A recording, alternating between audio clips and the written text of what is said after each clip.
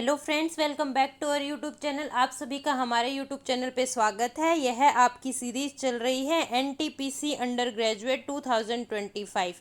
अभी जो NTPC under graduate वाला जो एग्ज़ाम होने वाला है उसके लिए इस सेशन में आपका रहेगा साइंस के जितने भी पीवाईक्यू हैं वो सारे कवर करा दिए जाएंगे।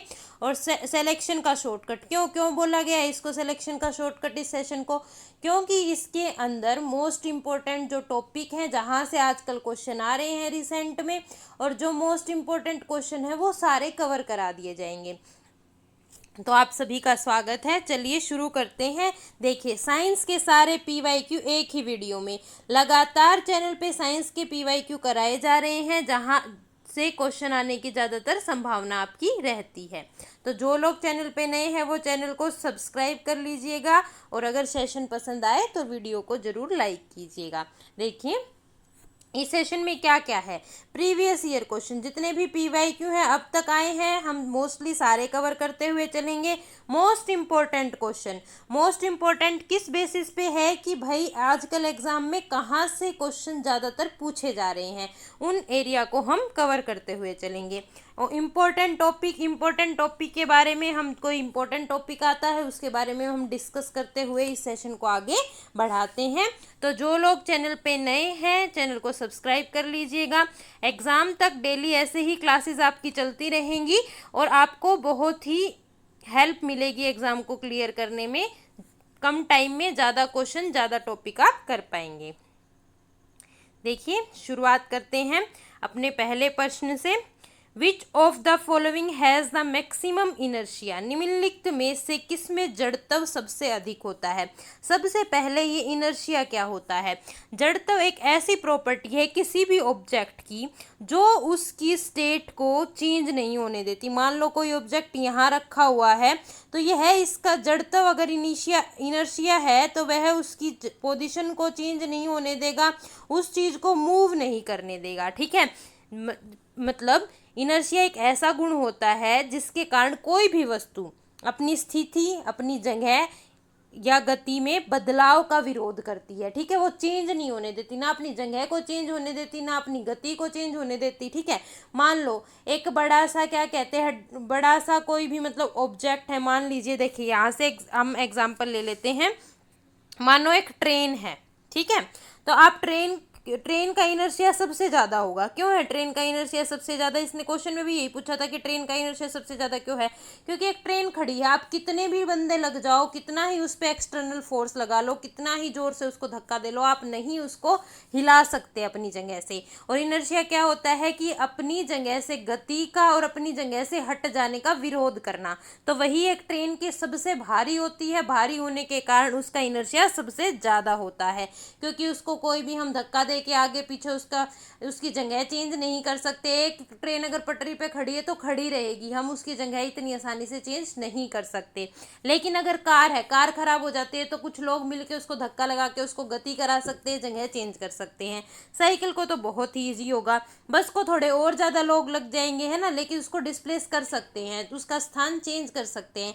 लेकिन ट्रेन में क्या होता है, मैक्सिमम इनर्शिया होता है, जिसकी वजह से उसका स्थान चेंज करना, उसमें गति कराना बहुत ही मुश्किल है, इम्पॉसिबल है लगभग। तो ऑप्शन डी हमारा सही जवाब होगा।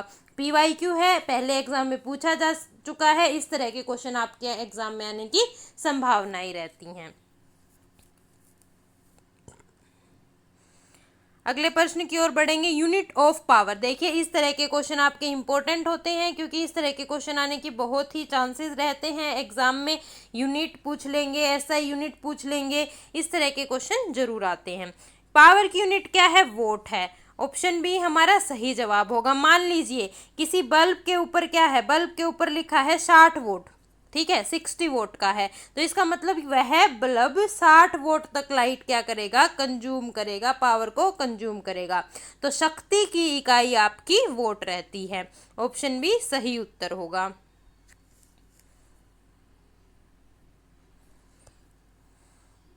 अगले प्रश्न की ओर बढ़ते हैं। ये भी आपका इम्पोर्टेंट है, बार बार बताया जा रहा है। इससे पहले जो भी क्लास हुई हैं आप एक बार उनको जाके ज़रूर देख लीजिएगा। अगर जो लोग चैनल पे नए हैं, पहली बार वीडियो को देख रहे हैं, हम बहुत सारे क्वेश्चन कर चुके हैं और करते आ रहे हैं और बहुत ही इम्पोर्टेंट टॉपिक हैं वो सारे कवर कर चुके हैं। देखिए, chemical formula of washing soda. Washing soda का केमिकल फॉर्मूला क्या होता है? वॉशिंग सोडा का नाम देख लेते हैं, नाम से हम केमिकल फॉर्मूला निकालने की कोशिश करते हैं। नाम आपका क्या है? Sodium carbonate decahydrate.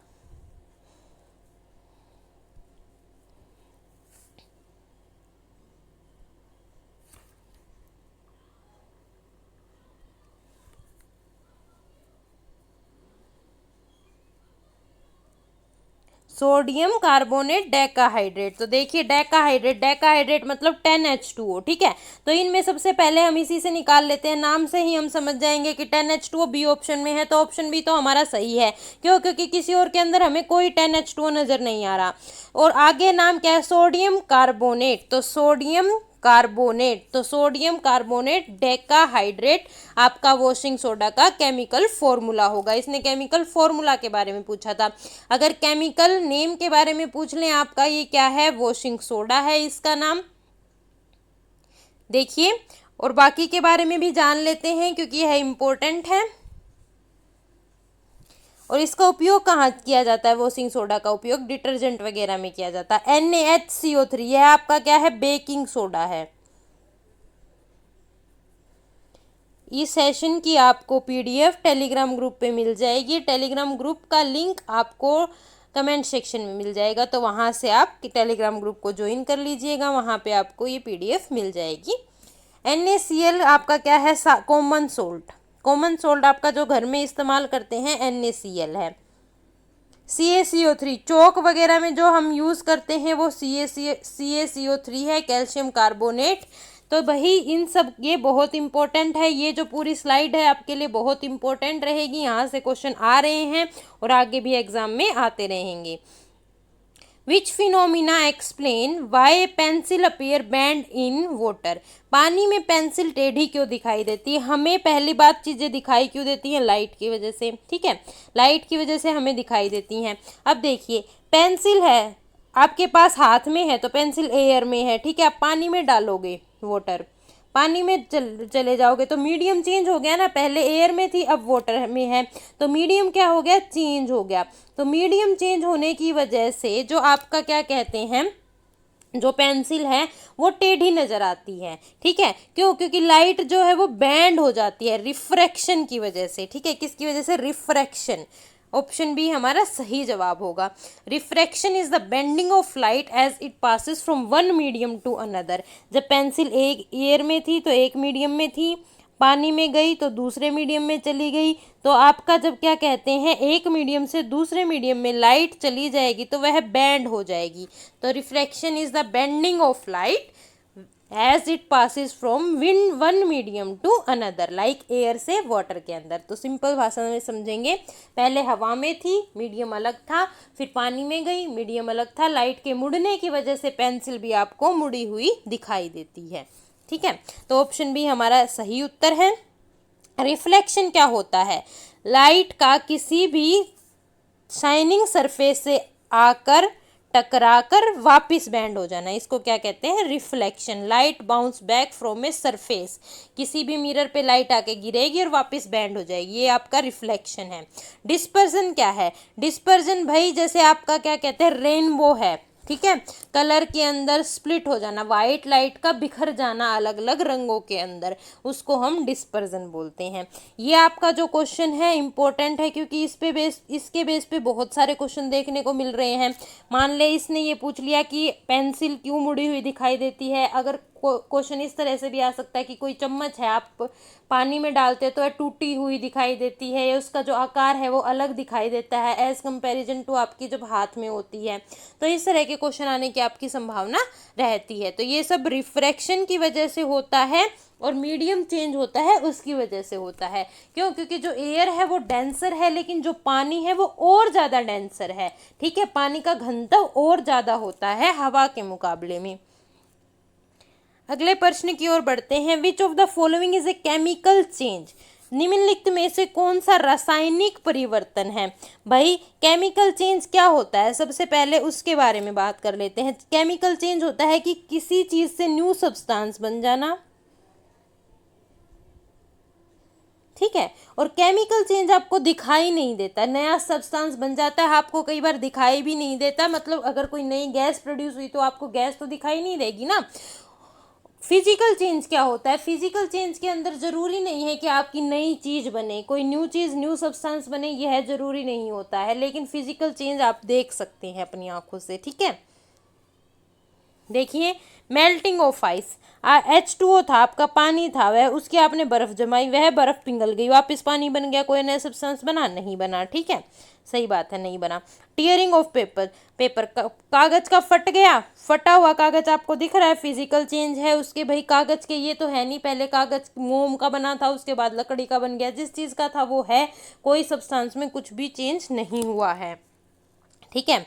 Burning of paper, अगर आप कागज को जला देते हो तो भाई कागज को जलाने पर क्या होता है? राख होती है, एक तो ऐश बन जाती है, राख बनेगी आपकी, धुआं आएगा, धुएं के अंदर अलग गैस होंगी, ठीक है, धुआं प्रोड्यूस होगा, गैसेस प्रोड्यूस होंगी, तो ये क्या है आपका? केमिकल चेंज है। क्वेश्चन में पूछा था केमिकल चेंज कौन सा है, तो धुआं हुआ, राख हुई, तो आपका ये केमिकल चेंज है, सीधी सी बात है। केमिकल चेंज मतलब न्यू सब्सटेंस बनना, पहले कागज था, कागज से राख बन गई जलने के बाद और गैसेस प्रोड्यूस हुई, तो केमिकल चेंज हो गया। बॉइलिंग ऑफ वाटर, पानी का उबलना, पहले पानी था उससे वेपर बन गए, लेकिन है तो वो उसी फॉर्म में ना, तो कोई न्यू सब्सटेंस तो बना नहीं, तो यह भी आपका फिजिकल चेंज होगा। पहले पानी था, लिक्विड स्टेट में था, उसके बाद जब वह उबला तो वेपर स्टेट में चला गया आपका। अगले प्रश्न की ओर चलते हैं। Which energy is possessed by body due to its motion, motion की वजह से कौन सी एनर्जी होती है? तो हम हमेशा देखेंगे मोशन की वजह से काइनेटिक एनर्जी होती है, जितना तेज ज़्यादा हम चलेंगे उतनी ही ज़्यादा हमें काइनेटिक एनर्जी मिलती है, ठीक है। देखिए, अब कोई कार चल रही है, बहुत तेज कार चल रही है, जाके दीवार में टकराएगी तो बहुत ज़्यादा नुकसान होगा, क्योंकि उसके अंदर काइनेटिक एनर्जी बहुत ज़्यादा थी, वो बहुत देर से तेज चल रही थी, तो काइनेटिक एनर्जी ज़्यादा हो गई तो ज़्यादा नुकसान होगा। लेकिन अगर मान लो कोई स्लो कार चल रही है और वो टकराएगी तो डैमेज थोड़ा कम होगा, क्योंकि काइनेटिक एनर्जी उसके अंदर कम होती है। तो जितनी ज़्यादा काइनेटिक एनर्जी होगी, जितना ज़्यादा कोई भी चीज़ मूव करेगा, जितनी ज़्यादा गति करेगी, जितनी ज़्यादा तेज से गति करेगी, उतनी ही आपकी काइनेटिक एनर्जी ज़्यादा होती है। तो ऑप्शन बी हमारा सही जवाब होगा। पोटेंशियल एनर्जी आपकी स्टोर एनर्जी होती है, और काइनेटिक एनर्जी का फॉर्मूला ½ mv² है आपका। अगले प्रश्न की ओर बढ़ेंगे। Which metal is used in galvanisation, galvanisation में किस धातु का उपयोग होता है? सबसे पहले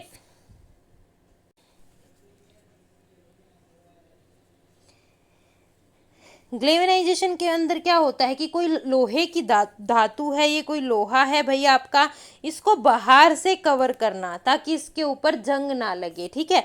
बाहर से एक प्रोटेक्टिव लेयर बनाते हैं ग्लेवेनाइजेशन कि इसको जंग ना लगे। और ग्लेवेनाइजेशन में किसकी लेयर बनाई जाती है? आपकी जिंक की लेयर बनाई जाती है, तो ऑप्शन बी हमारा सही जवाब होगा।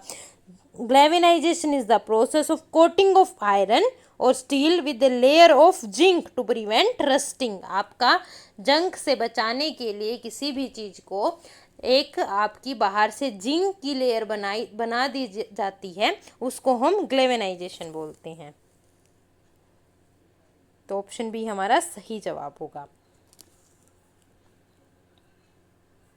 भाई कॉपर भी तो यूज होता है, कॉपर वायर्स में के केस में यूज होता है, आपका क्या कहते हैं आयरन वगैरह के केस में यूज नहीं होता है। एल्यूमिनियम, एल्यूमिनियम भाई अपने एल्यूमिनियम के पास एक प्रॉपर्टी होती है, वो अपनी खुद की एक ऑक्साइड लेयर बना देता है, उसको ग्लेवेनाइजेशन की जरूरत नहीं होती, इसलिए बोलते हैं एल्यूमिनियम की चीजें ले लो जंग नहीं लगेगा। वो खुद की अपनी एक बाहर से ऑक्साइड परत बना लेता है, ऑक्साइड लेयर खुद बनाता है, जिसकी वजह से उसको ग्लेवेनाइजेशन की जरूरत नहीं होती है। तो कई बार इस तरह के क्वेश्चन भी आ सकता है कि भाई कोई भी ऐसे आपको ऑप्शंस दे देंगे कि इसमें से किसको ग्लेवेनाइजेशन की नीड नहीं है, तो आप उसमें बता सकते हैं।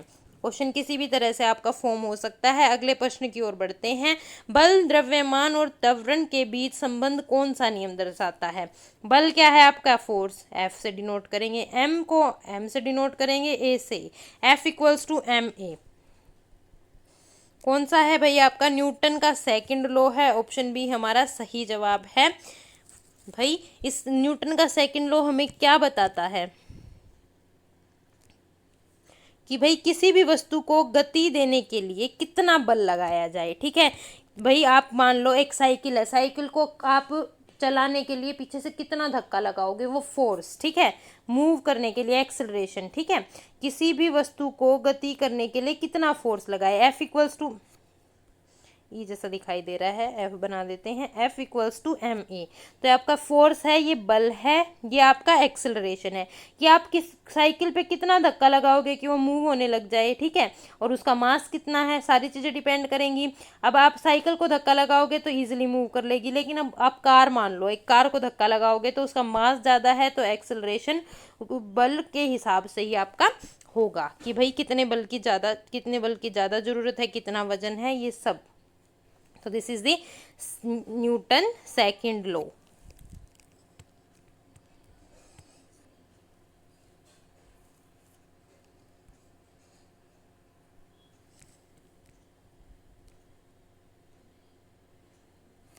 क्या है आपका?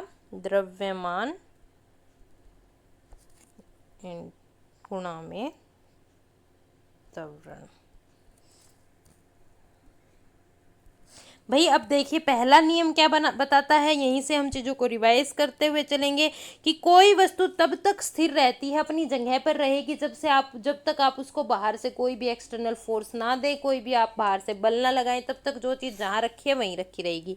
न्यूटन थर्ड लॉ यह भाई बताता है कि अगर क्या कहते हैं, आपने भाई किसी भी चीज़ को, मान लो आपने किसी को थप्पड़ लगाया तो आपके हाथ में भी पेन होता है, इक्वल एंड अपोजिट रिएक्शन है ना, उसके बारे में बताता है कि आप किसी चीज़ के ऊपर जितना फोर्स लगाओगे वो आपको अपोजिट रिएक्शन होगा, equal and opposite reaction. Newton third law उसके बारे में बताता है। लॉ ऑफ ग्रेविटेशन की भाई दो वस्तुएं आपस में कितना आकर्षण है। ठीक है, ऊपर से हम कुछ चीज़ गिराएंगे तो ग्रेविटी उसे अपनी ओर आकर्षित करती है, खींचती है, ये आपका लॉ ऑफ ग्रेविटेशन है। एंटा एसिड के रूप में कौन सा यौगिक प्रयोग किया जाता है? भाई एंटा एसिड के रूप में मैग्नीशियम हाइड्रोक्साइड यूज किया जाता है। ये आपके पेट में HCl होता है, जरूरत से ज़्यादा आपके पेट में अगर एसिड बन जाता है तो यह आपका मैग्नीशियम हाइड्रोक्साइड क्या है, एक बेस है, माइल्ड बेस है, जो HCl के साथ में रिएक्ट करता है और कंडीशन को न्यूट्रलाइज करता है। तो डॉक्टर जब आपके पेट में ज़्यादा एसिड बन जाता है तो मैग्नीशियम हाइड्रोक्साइड की टैबलेट रिकमेंडेड करते हैं, लेने को बोलते हैं, ताकि वो एसिडिटी है जो वो रिड्यूस हो जाए। भाई इसका आप क्या कहते हैं, इससे भी क्वेश्चन इस तरह से भी बोल सकते हैं कि मिल्क ऑफ मैग्नीशिया क्या करता है? मिल्क ऑफ मैग्नीशिया इसी को बोलते हैं, milk of magnesia.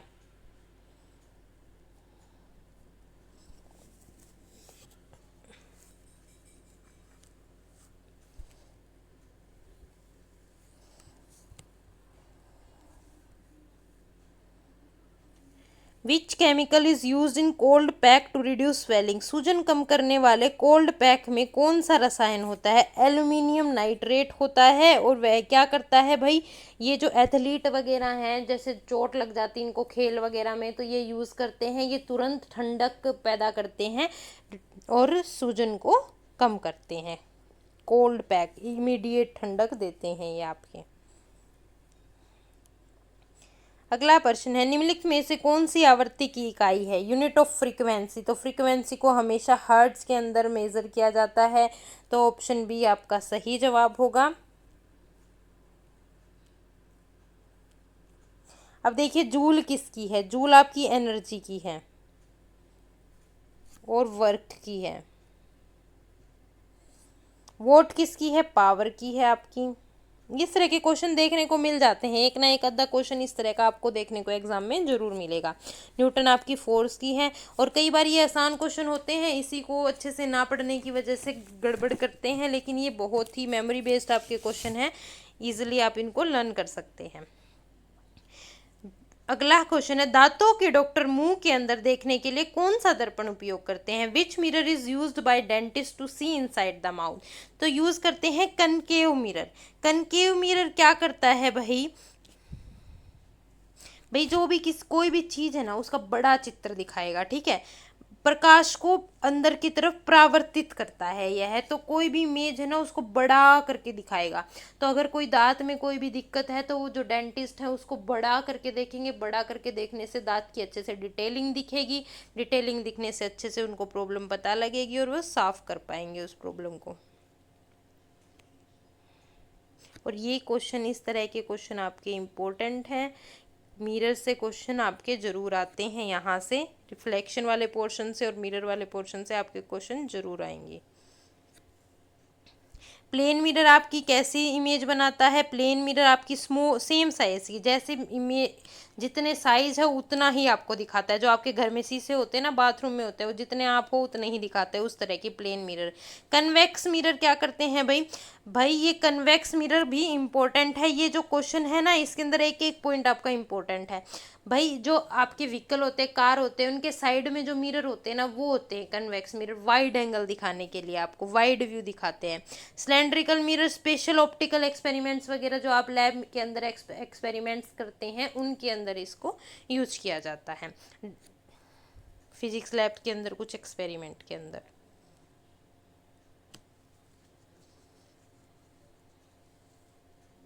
Concave mirror की प्रॉपर्टी होती है कि वह छोटी सी चीज को बड़ा एनलार्ज करके दिखाता है।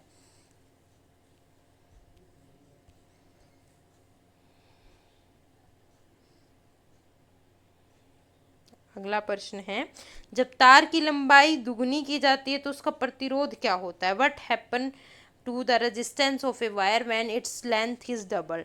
तो क्या होगा भाई? सबसे पहले हम देख लेते हैं आर क्या होता है आपका, डायरेक्टली प्रोपोर्शनल टू एल। तो लेंथ बढ़ेगी तो रेजिस्टेंस भी बढ़ जाएगा। तो लेंथ इसने बोला कि क्या कर देंगे, what happen to the resistance of a wire when its length double. Double करने पे क्या होगा? डबल हो जाएगा। ट्रिपल करने पे क्या होगा? ट्रिपल हो जाएगा। ठीक है, जितना बढ़ाओगे उतना ही आपका बढ़ जाएगा, क्योंकि आपका जो रेजिस्टेंस है वो डायरेक्टली प्रोपोर्शनल होता है लेंथ के। रेजिस्टेंस बढ़ेगा तो लेंथ बढ़ेगी। और मान लो अगर ये बोले कि भाई किसी वायर का रेजिस्टेंस इतना है तो उसकी लेंथ कितनी होगी? लगभग मतलब उससे सिंगल होगी, उससे डबल होगी, तो वो सेम होगी आपकी। जितना आपका क्या कहते हैं लेंथ होगी उतना ही आपका रेजिस्टेंस होगा।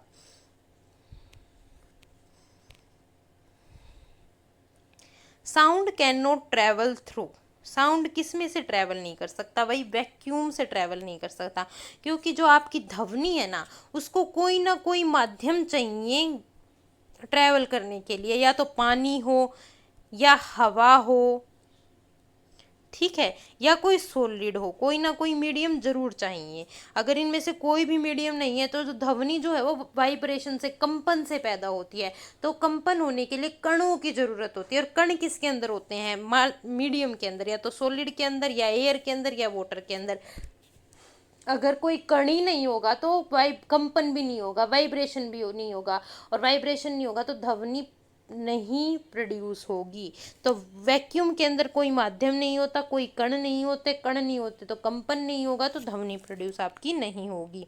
ऑप्शन सी हमारा सही जवाब है भाई। इसका एक नॉर्मल सा एग्जांपल है, जब अंतरिक्ष में लोग जाते हैं स्पेस के अंदर तो वो कितना भी चिल्लाएं एक दूसरे की आवाज़ नहीं सुन सकते। क्यों? क्योंकि वहाँ पे मीडियम नहीं है एक दूसरे की आवाज़ सुनने के लिए। इसीलिए ध्वनि को यात्रा करने के लिए किसी न किसी मीडियम की, माध्यम की ज़रूरत होती है। या तो पानी हो या वायु हो या कुछ भी हो। सबसे ज़्यादा है ना, अब इनमें से अगर आप मैं पूछूं कि सबसे ज़्यादा किसके अंदर ट्रेवल करेगी? स्टील के अंदर, सॉलिड के अंदर सबसे ज़्यादा। फिर आपका किसके अंदर? पानी के अंदर। फिर आपका किसके अंदर? हवा के अंदर। ठीक है, सॉलिड, लिक्विड एंड एयर, इस तरह से आपकी ध्वनि ट्रेवल करती है। अगले प्रश्न की ओर बढ़ेंगे। फलों को कृत्रिम रूप से पकाने के लिए कौन सी गैस प्रयोग की जाती है? तो भाई इथाइलिन गैस का प्रयोग किया जाता है। इथाइलिन आपका क्या कहते हैं, एक प्राकृतिक गैस है, एक हार्मोन भी है, आपका प्लांट हार्मोन है, जो जल्दी से फल फ्रूटों को पकाने की में इस्तेमाल की जाती है। देखिए जैसे मैंगो नहीं पके, केले नहीं पके तो गोदाम में इथाइलिन गैस छोड़ दी जाती है, वो जल्दी से पक जाते हैं। तो यह इसका काम होता है। जैसे बचपन में नहीं होते थे कि कोई कच्चा आम है, कच्चा आम लेके आते थे और उसको क्या कहते हैं कहीं भी दबा देते थे स्टोर के अंदर, या बोलते हैं भाई कि क्या कहते हैं जो घर पे मतलब भूसा होता है उसके अंदर दबा दो, उसके अंदर दबाने से कुछ टाइम बाद उसके अंदर इथाइलिन गैस प्रोड्यूस होती है जिससे वो जल्दी पक जाते हैं। तो वही प्रोसेस है, ये इथाइलिन गैस का इस्तेमाल होता है। अगला प्रश्न है, बेकिंग सोडा का रासायनिक नाम क्या है? तो बेकिंग सोडा का रासायनिक नाम आपका है सोडियम बाइकार्बोनेट। इस तरह के प्रश्न आपको एग्जाम में जरूर देखने को मिलेंगे, इस तरह के क्वेश्चन जरूर आएंगे। तो हमारा ऑप्शन सी सही जवाब होगा, सोडियम बाइकार्बोनेट। बाकी के बारे में भी देख लेते हैं, किसके अंदर यूज होता है भाई? इसको सोडियम बाइकार्बोनेट बोलते हैं, फॉर्मूला है NaHCO3। यूज होता है ये चीज़ों को फुलाने के लिए, जब हम केक बनाते हैं तो केक के अंदर इसका इस्तेमाल होता है।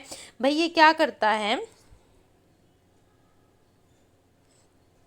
कार्बन डाइऑक्साइड को प्रोड्यूस करता है। तो जब हम केक के अंदर इसको डालेंगे ना, किसको, बेकिंग सोडा को जब हम केक के अंदर डालेंगे तो केक फूल जाता है। वो फूलता क्यों है? क्योंकि baking soda carbon dioxide gas को रिलीज करता है, उसकी वजह से फूल जाता है। जैसे छोले भटूरे, जब छोले भटूरे उनके अंदर बेकिंग पाउडर डालते हैं ना, बेकिंग सोडा डालते हैं, तो वो क्या करता है भाई, वो फुला देता है, भटूरा फूल के आता है ना। वो क्यों? क्योंकि वो जो बेकिंग सोडा होता है कार्बन डाइऑक्साइड गैस को रिलीज करता है, छोड़ता है, जिसकी वजह से फुलावट आती है। तो आपका NaHCO3 सोडियम बाइकार्बोनेट, इसका नाम आपका कॉमन नेम है बेकिंग सोडा, केमिकल नेम है सोडियम बाइकार्बोनेट, फॉर्मूला है NaHCO3। और क्या करता है, रिएक्शन करने पे कार्बन डाइऑक्साइड को छोड़ता है। ठीक है, अगर आपसे पूछ लिया जाए क्वेश्चन इस तरह से आ जाए कि केक बनाने में किसका इस्तेमाल होता है, छोले भटूरे वगैरह बनाने में जो भी फ्लावट की चीज़ें हैं उनमें किसका इस्तेमाल होता है, तो बेकिंग सोडा का। तो सारी चीज़ें आपको यहाँ पे क्लियर हो गई हैं। सोडियम क्लोराइड NaCl, भाई ये सारे इंपॉर्टेंट है, ये आपको आने चाहिए अच्छे से। सोडियम कार्बोनेट वॉशिंग सोडा है, ये वॉशिंग सोडा का नाम है सोडियम कार्बोनेट। सोडियम हाइड्रोक्साइड एक स्ट्रॉन्ग बेस है, ठीक है, साबुन वगैरह बनाने में आपका उपयोग में लिया जाता है। अगले प्रश्न की ओर बढ़ते हैं, निम्नलिखित में से कौन सा उपयोग कैंसर के इलाज में किया जाता है? कौन सा ट्रीटमेंट? देखिए ये जो इस तरह के क्वेश्चन हैं हम करते हुए आ रहे हैं हर एक सेशन के अंदर, और सारे जो भी इम्पोर्टेंट है हम साथ साथ कर रहे हैं। तो जो लोग चैनल पे नए हैं प्लीज़ चैनल को सब्सक्राइब कर लीजिएगा, ताकि आपको सारी वीडियो टाइम पे मिलती रहें नोटिफिकेशन, और आप साथ की साथ चीज़ों को कवर करते रहें। सबसे ईजी मेथड है यह है कि एग्ज़ाम में ज़्यादा से ज़्यादा नंबर लाने का कम टाइम में, कि आप इम्पोर्टेंट टॉपिक PYQ और सारी चीज़ें अच्छे से करते रहें। भाई हमारा प्रश्न है, निम्नलिखित में से किसका उपयोग कैंसर के इलाज में किया जाता है? तो सबको पता है radiotherapy, chemotherapy, both A and B आपका सही उत्तर होगा। क्योंकि रेडियोथेरेपी क्या करती है भाई, कैंसर क्या होता है, कैंसर के अंदर एक सेल है, ये नॉर्मल आपकी डिवाइड करती है, नॉर्मल आपकी बढ़ती है, लेकिन कैंसर के अंदर ये एक सेल है, 1 से 10 बन जाएंगी जल्दी से, इतना रैपिड जल्दी जल्दी डिवीजन करने लग जाती हैं। और रेडियोथेरेपी से इन जो ये सेल है ना, इनको काट दिया जाता है, मार दिया जाता है, ख़त्म करने की कोशिश की जाती है। और कीमियोथेरेपी केमिकल यूज़ करके इनको मारने की कोशिश की जाती है। रेडियोथेरेपी से भी कोई बड़ी सेल है, बहुत बड़ी हो गई, ठीक है, डिवाइड करके, तो उसको कम करने के लिए यूज़ की जाती है। तो दोनों ही थेरेपी यूज़ की जाती है। एंटीबायोटिक्स इसमें कोई इस्तेमाल नहीं होता है भाई। एंटीबायोटिक है ना, बैक्टीरिया इन्फेक्शन वगैरह को ठीक करने में इस्तेमाल होती है। अगर कोई बैक्टीरियल इन्फेक्शन होता तो वहाँ पे एंटीबायोटिक काम आती हैं, लेकिन कैंसर के अंदर रेडियोथेरेपी और कीमोथेरेपी होती है। रेडियोथेरेपी भाई पूछ लिया जाए किससे होती है, एक्स रेज या गामा रेज से, ये भी आपका इम्पोर्टेंट है, एक्स रेज और गामा रेज, क्योंकि इस तरह के क्वेश्चन आपके देखने को आपको जरूर मिलेंगे। कीमियोथेरेपी के अंदर हम ड्रग्स का यूज़ करते हैं, और इसके अंदर रेडियोथेरेपी के अंदर रेज का यूज़ करते हैं। कौन सी एक्स रेज और गामा रेज। तो इसको अच्छे से लर्न कर लीजिएगा।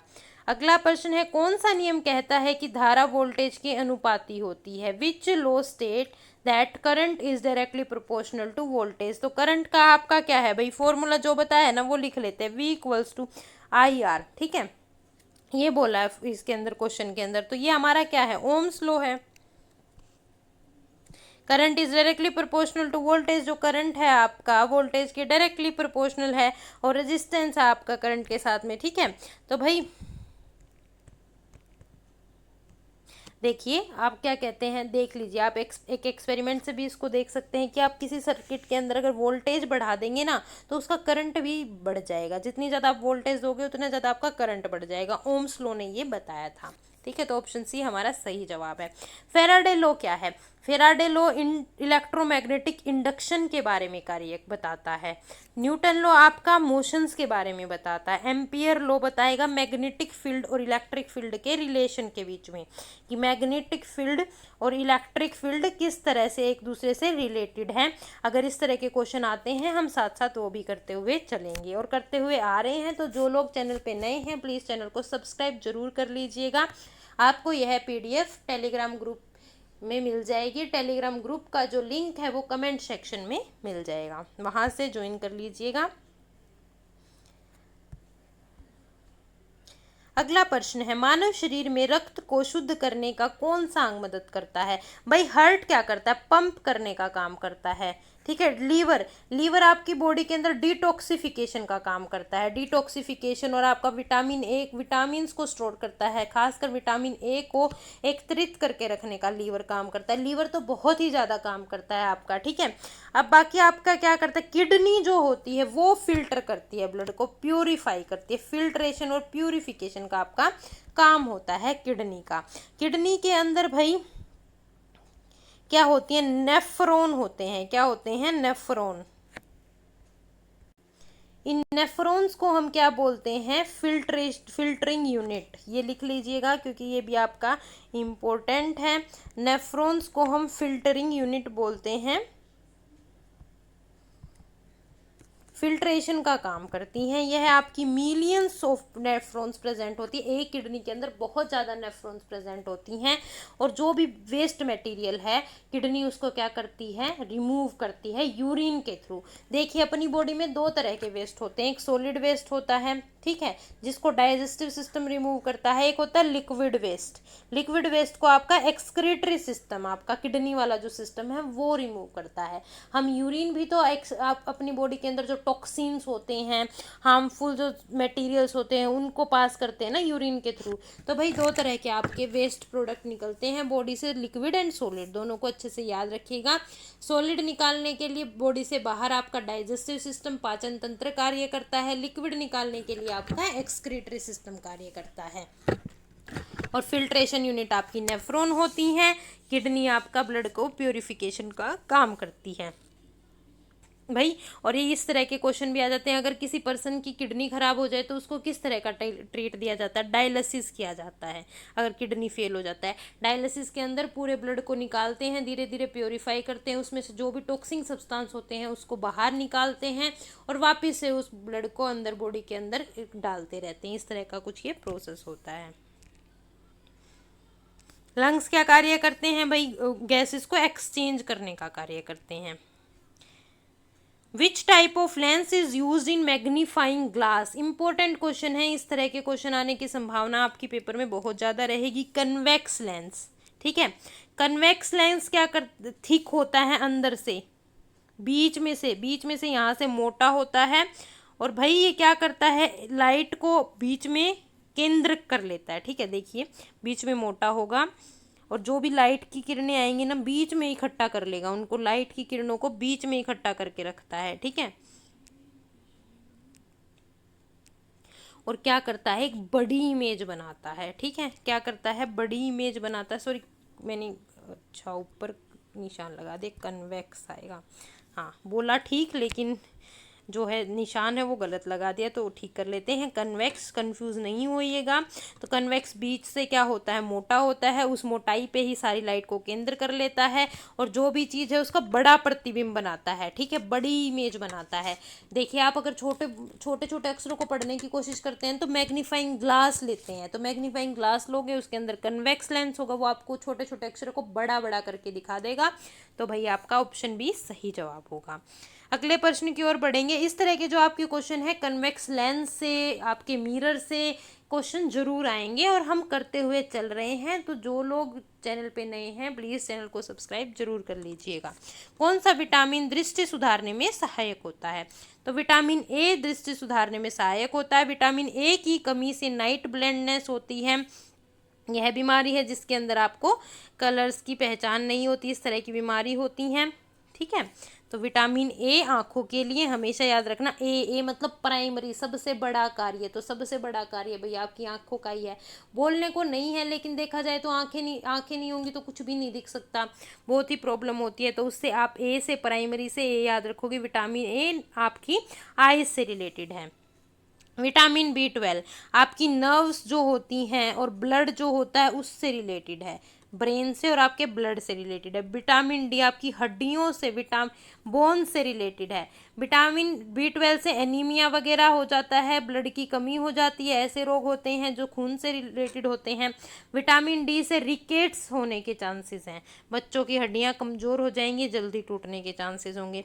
विटामिन सी इम्यूनिटी से रिलेटेड है, अगर ये इसकी कमी होगी बॉडी के अंदर तो रोगों से लड़ने की शक्ति कम होगी। और क्या होगा, विटामिन सी की कमी होने की वजह से गम ब्लीडिंग होगी, तो मतलब आपके मसूड़ों में से खून आने की, मतलब खून आता रहेगा। ठीक है, गम ब्लीडिंग होती है विटामिन सी की कमी से। कौन सा रोग होता है, स्कर्वी। तो रोग कौन सा होता है, किस विटामिन की वजह से होता है, ये सारे याद रखने हैं आपको। स्कर्वी रोग होता है, बोन्स की वजह से रिकेट्स होता है आपका, विटामिन ए नाइट ब्लाइंडनेस होता है। तो ये क्वेश्चन आपके बहुत इंपॉर्टेंट है, आएंगे, देखने को मिलेंगे आपको एग्जाम में। What is the main component of biogas, biogas का मेन कंपोनेंट क्या है, मीथेन है मेन कंपोनेंट आपका, CH4। मीथेन कितना परसेंट होता है, 50 से लेके 70% देखने को मिलता है। देखिए आपके जो इस तरह के क्वेश्चन है, एक तो ये विटामिन से रिलेटेड है, इंपॉर्टेंट है, क्वेश्चन जरूर देखने को मिलेगा, किसी ना किसी शिफ्ट में एक ना एक दो क्वेश्चन जरूर देखने को मिलेंगे। और आपका जो है लाइट जो चैप्टर है आपका, उससे क्वेश्चन जरूर देखने को मिलेंगे। बाकी जो क्वेश्चंस हैं वो भी इंपॉर्टेंट है, लेकिन उसमें से तो 101% आपको क्वेश्चन देखने को मिलेंगे। अगले प्रश्न की ओर बढ़ते हैं। Which of the following is use as preservative in pickles, अचार में किसका उपयोग संरक्षण के रूप में किया जाता है। तो अचार के अंदर क्या डाला जाता है भाई, अचार के अंदर एसिटिक एसिड भी डाला जाता है, सिट्रिक एसिड भी, विनेगर भी, ऑल ऑफ अबोथ। तो ऑप्शन डी पे क्लिक करेंगे, सभी का, जितने भी एसिड होते हैं ये सबका उपयोग किया जाता है।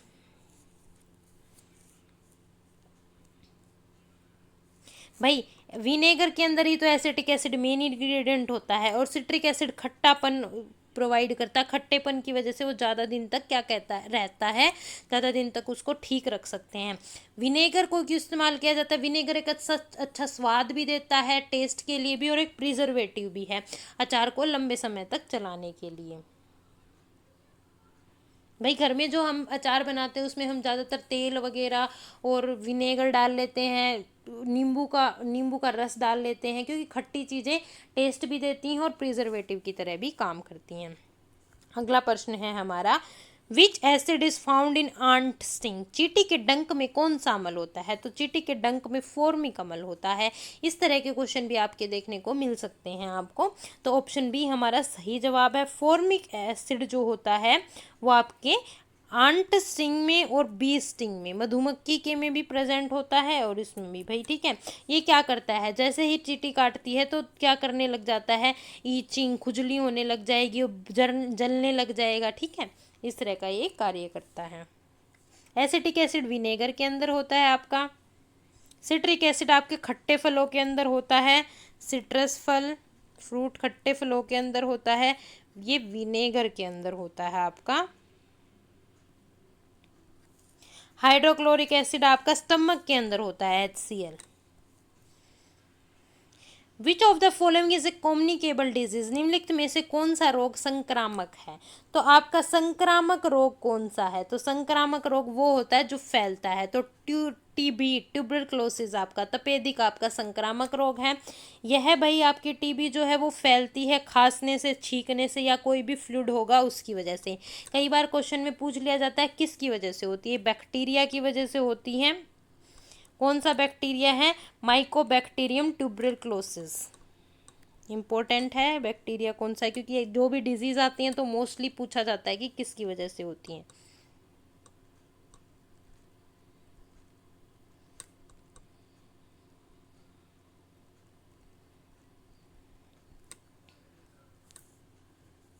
भैया आपका जो कैंसर है वो भी नहीं फैलता है, जिस बंदे को है उसी को है, ये ऐसे फैलता नहीं है। डायबिटीज़ है, ये भी एक लाइफस्टाइल की बीमारी है। सारे दिन पड़े रहोगे, कोई एक्सरसाइज नहीं करोगे, मीठा खाओगे तो डायबिटीज़ हो सकती है। लाइफस्टाइल और जेनेटिक, अगर किसी को फैमिली में है तो जेनेटिकली भी आपकी मधुमेह डायबिटीज़ हो सकती है। अस्थमा, अस्थमा भैया आपका क्या कहते हैं, मतलब नॉन कम्युनिकेबल है, इतना ज़्यादा अस्थमा आपका ये फैलता नहीं है कुछ, लेकिन आजकल जो स्टडी हो रही है उसमें बताया जाता है कि अस्थमा फैल रहा है। लेकिन इनमें से सबसे बेस्ट ऑप्शन आपका ट्यूबरक्लोसिस था।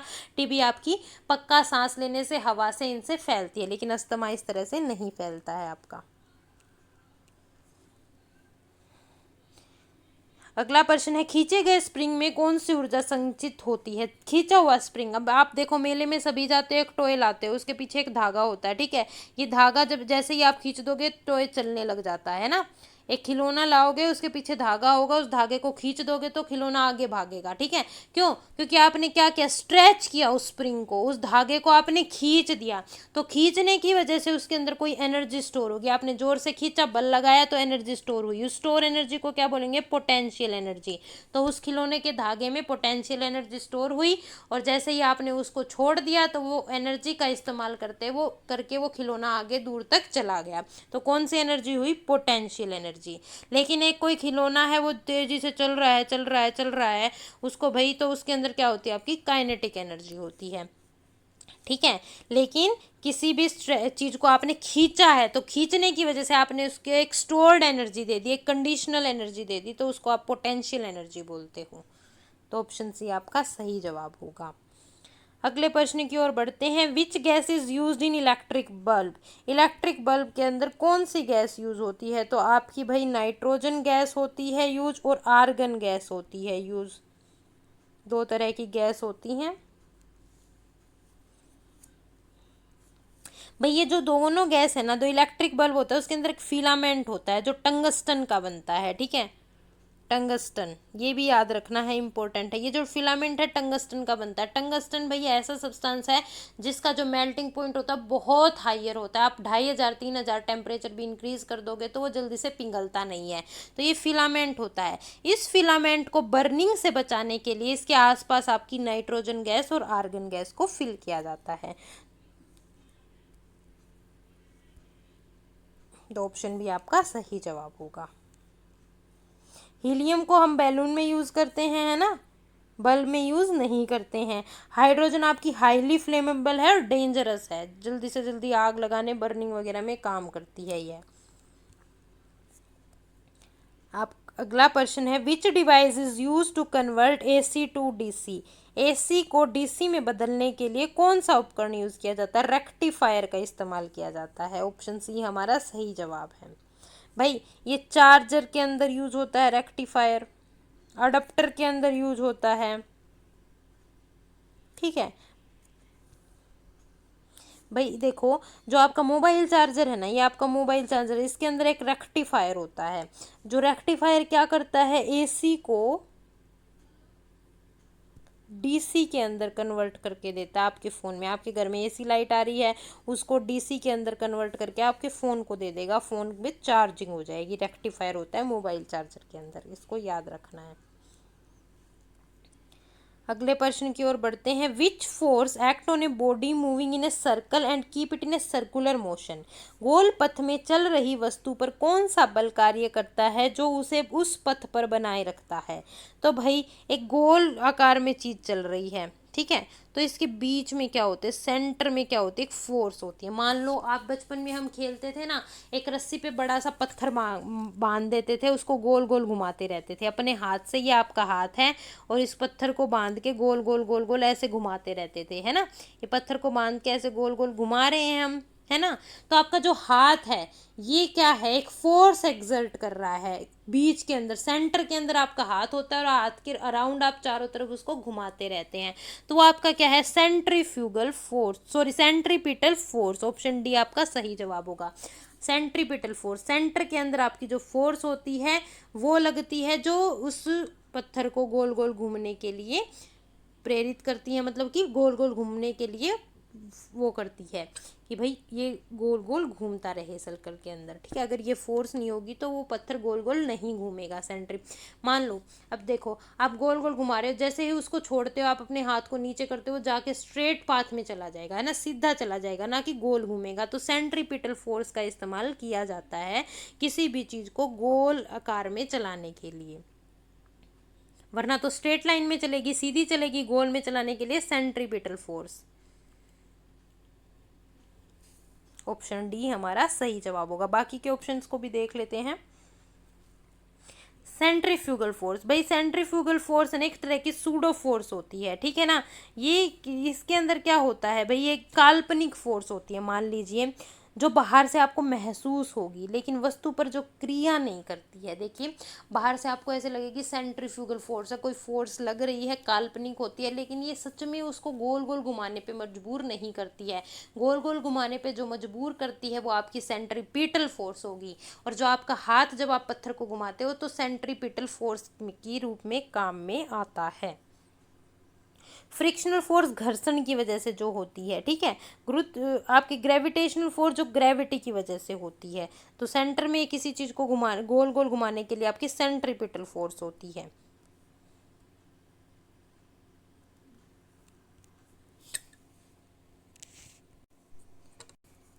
आज के लिए इतना ही। मिलते हैं नेक्स्ट सेशन में और क्वेश्चंस के साथ। ज़्यादा से ज़्यादा क्वेश्चन कराने की हम कोशिश कर रहे हैं कि आप तक ज़्यादा से ज़्यादा क्वेश्चन पहुंच जाएं ताकि आपको एग्ज़ाम में हेल्प मिले। तो जो लोग चैनल पे नए हैं प्लीज़ आप चैनल को सब्सक्राइब कर लीजिएगा। अगर आपको सेशन पसंद आया है तो प्लीज़ लाइक ज़रूर करके जाइएगा और अपनी प्रेजेंस शो कीजिएगा लाइक के द्वारा। तो सेशन को लाइक कीजिएगा। जिसको भी यह PDF चाहिए वह ग्रुप ज्वाइन कर ले। ग्रुप का लिंक आपको कमेंट सेक्शन में मिल जाएगा, वहाँ से आप इजीली ग्रुप ज्वाइन कर सकते हैं। और प्लीज़ चैनल को आप सब्सक्राइब कर लीजिएगा, वीडियो को लाइक कीजिएगा। और कोई डाउट है, कुछ भी है, आप वो कमेंट सेक्शन में डाल सकते हैं और बता सकते हैं। Thank you so much. मिलते हैं नेक्स्ट सेशन में नए क्वेश्चंस के साथ में। और भाई इंपॉर्टेंट क्वेश्चन का तो मान लेते हैं, इंपॉर्टेंट क्वेश्चन आपके मोस्टली यहाँ से रहेंगे।